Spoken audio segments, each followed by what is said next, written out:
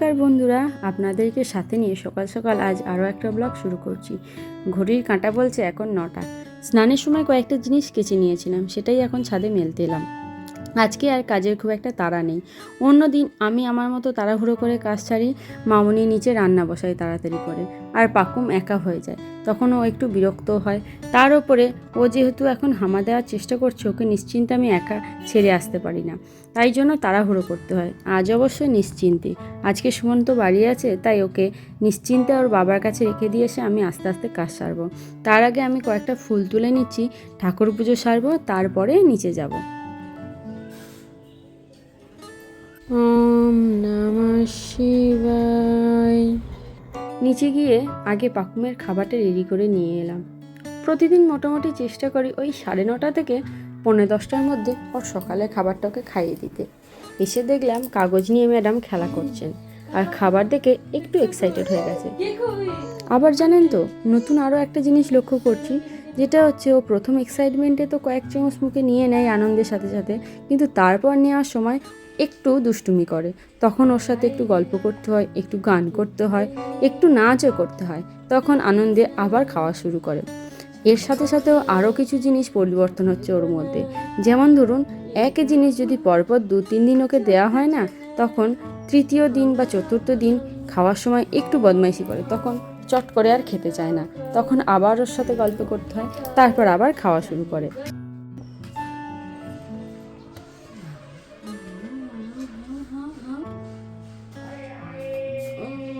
আগে পাকুমকে কোলে নিয়ে ঘুরে ঘুরে খাওয়াতাম, তাই এখনও মাঝে মাঝে বায়না করে কোলে উঠে খাওয়ার জন্য। কিন্তু একদিন ওর ঠাকুমা আমাকে বলল, এখন থেকে যা অভ্যাস করবি ও পরে তাই করবে। যদি ওকে কোলে করে এখন থেকেই খাওয়াই, ও একটু যখন বড় হবে তখন আর নিজে নিজে খেতে চাইবে না, কোলে উঠেই খাবে। তাই ওকে বসিয়ে বসিয়েই এখন খাওয়াই। ওর খাওয়ার পর একটু ঘুমায় সকালে, তাই ওকে ঘুম পাড়িয়ে দিয়ে ভালো করে মশারিটা টাঙিয়ে দিলাম। আমাদের বাড়ির এই দিকটা করে বেশ কিছু গাছপালা আছে, তাই জানলাটা দিয়ে অনেক মশা ঢোকে। সেই জন্য ওকে সবসময় আমরা মশারির ভেতরে রাখার চেষ্টা করি। যদি কোনো কারণে ও মশারির বাইরে থাকে না, ঠিক মশা কামড়িয়েই দেয়, আর ওকে মশা কামড়ালে সেই জায়গাটা পুরো লাল হয়ে গিয়ে 2-3 দিন পর্যন্ত দাগ হয়ে থাকে। তাই সবসময় সবাই বলে যে ওকে মশারির ভেতরেই রাখার জন্য।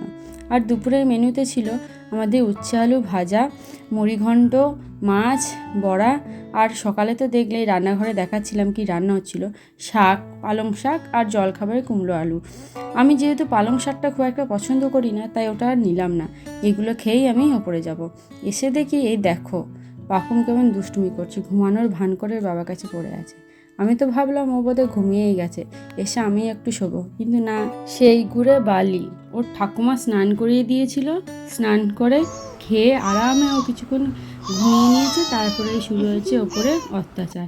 এখন সারাটা দুপুর মোটামুটিও বদমাইশি করবে। তারপর মোটামুটি এই 4টে থেকে 4:30টার মধ্যে ও একটু কলা খায়। শুনেছি কলা খেলে নাকি বাচ্চাদের খুব ভালো ওয়েট গেইন হয়, তাই প্রতিদিন চেষ্টা করি একটু করে ওকে কলা খাইয়ে দেওয়ার। কোনো দিন একটা গোটা কলাও খায়, কোনো দিন হাফ খায়, কোনো দিন অল্প একটু খায়, আর কোনো দিন একটু বদমাইশিও করে। সেদিন অবশ্য কলা দিই না, অন্য কিছু দিই, যেমন ধরুন বেদানার রস দিই। ওর একটা ছোট্ট ওই মধুচুষির মতো একটা ওই নিপেল আছে আর কি, সেই নিপেলের মধ্যে ফলটা দিয়ে দিলে আস্তে আস্তে চিবিয়ে চিবিয়ে ওর সেটা খেতে থাকে। অবশ্য ওকে কিছুদিন আমি আঙুর দিয়ে দেখেছি, জানেন তো, আঙুরে না ওর অম্বল হয়, ও সেই দিন খাবার তুলতেই থাকে। আচ্ছা, আপনাদের বাড়ির বাচ্চাদেরও কি অম্বল হয়, বা আঙুর বা কোনো নির্দিষ্ট ফল খেলে কি তাদের মানে এরকম প্রবলেম হয়? যদি হয় তাহলে একটু জানাবেন আমাকে। এরপর পাকুম একটু রেস্ট নিয়ে রেডি হতে চলে এলো। ওকে আমি রেডি করছি, আর ও সমানে ফোনের ক্যামেরাটার দিকে তাকিয়ে আছে আর বায়না করছে ফোনটা নেওয়ার জন্য। ও ফোনের আওয়াজ এত ভালো চেনে, যদি ঘুমিয়েও যায় আর ফোনে যদি কোনো আওয়াজ আসে, ও সঙ্গে সঙ্গে জেগে যায়। এই যে কাজলটা নিয়েছি, কাজলটা পরিয়ে দিয়ে কপালে একটু পাউডার দিয়ে দেবো। ইউজুয়ালি আমি ওকে খুব একটা পাউডার ইউজ করি না, শুধুমাত্র টিপ পরানোর সময় একটু পাউডার দিই। এই বিকালের টাইমটা ও দাদুর সাথে একটু ঘুরতে যায়, ব্যাস ওই 8টি ঘন্টাও ঘুরে আসে, সেই 8 ঘন্টা আমি আমার মতো একটু ফ্রি টাইম পাই। সেই টাইমটুকুতেই আমি ভিডিও এডিটিং বা ভয়েস ওভার এইগুলোর কাজ সারি। আজকে এবারে নিয়ে আসলাম সেই জিনিসগুলো যেগুলো আমরা সেদিন গেছিলাম শপিং মলে কিনতে। মানে আমাদের যেটা প্রথম ব্লগ, সেই ব্লগে দেখেছিলে যে আমরা মলে গেছিলাম সেইখানে। তো প্রথমে দেখাই আমি আমার আর একটা কুর্তি, এই কুর্তিটা আমি নিয়েছিলাম। আসলে কি কিনবো না কিনবো এত তো প্ল্যান ছিল না, কিন্তু যাওয়ার পর ভালো লাগলো বলে নিয়ে নিলাম। আর তার সাথে আর একটা কুর্তি নিয়েছিলাম, এটা আমি অলরেডি একবার পরে নিয়েছি। এই কুর্তিটা একটু পাকুমের দিকে সরিয়ে এনে দেখাবে।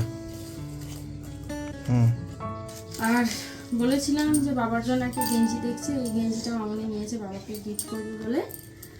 আর পাকুমের জন্য নিয়েছিলাম এই জামাটা, এই জামাটা। আর একটা স্টোরি আছে, সেটা হচ্ছে ওই ভিডিওতে ভালো করে খেয়াল করলে দেখবেন যে পাকুমা একটা জামা নিয়ে খুব টানাটানি করছিল, কিন্তু ওর জন্য ওটা নিয়ে নিই। দেখে মনে হয়েছিল আমার ওই জামাটা অনেকটা বড়, তাই ওটা নিয়ে নিই।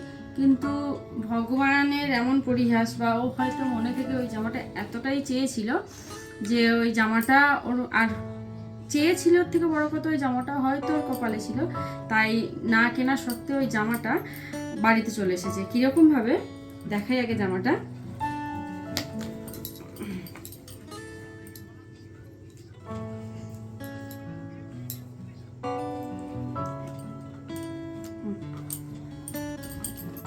যা ঠিকই হচ্ছে না, দাঁড়ান একটু।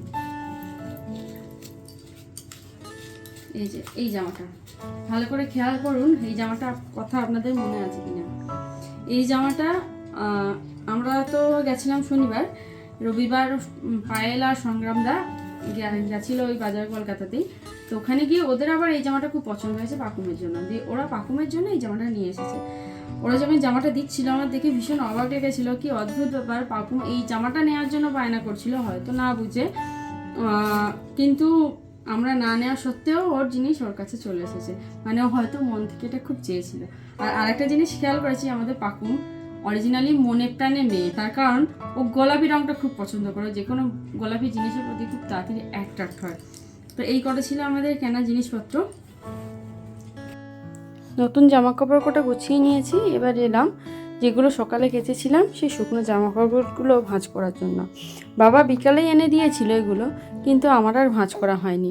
বিকালের পর থেকে পাকুম সারা সন্ধ্যেটা না একটু বদমাইশি করে, ওই 5 মিনিট ঘুমায় দিয়ে উঠে যায়, এরকম করে ঘুমাতে থাকে আর উঠে আর ঘ্যান ঘ্যান করে একটু কোনো দিন কাঁদে, বিরক্ত হয়, ওকে অ্যাটেনশন দিতে হয়। তাই সন্ধ্যেবেলায় আর সময় পাইনি এগুলো ভাঁজ করার জন্য। রাতে সব কাজ ছেড়ে ওপরে এসে তারপরে ভাঁজ করছি। আমার পাশে যে বসে আছেন ইনি পাকুমের বড় দাদা, এনার নাম হচ্ছে কোকো। পাকুম ওকে কোকো দাদা বলেই ডাকে। তা আমি গোছাচ্ছি আর পাকুমের বাবার সাথে কথা বলছি। আসলে কি বলুন তো, কাজ করতে না একা একা ঠিক ভালো লাগে না, যদি কেউ থাকে তার সাথে কথা বলতে বলতে কখন যে কাজটা সারা হয়ে যায় ঠিক বোঝা যায় না। আজকের এই ভিডিওটা আপনাদের কেমন লাগলো অবশ্যই কিন্তু কমেন্টে জানাবেন। নতুন এসে থাকলে সাবস্ক্রাইব করে আমাদের পাশে থাকার অনুরোধ রইল। আজকেকার মতো ভিডিওটা এইটুকুই রাখছি। আমাদেরকে ভালো লাগলে অবশ্যই লাইক, কমেন্ট আর সাবস্ক্রাইব করবেন। টাটা।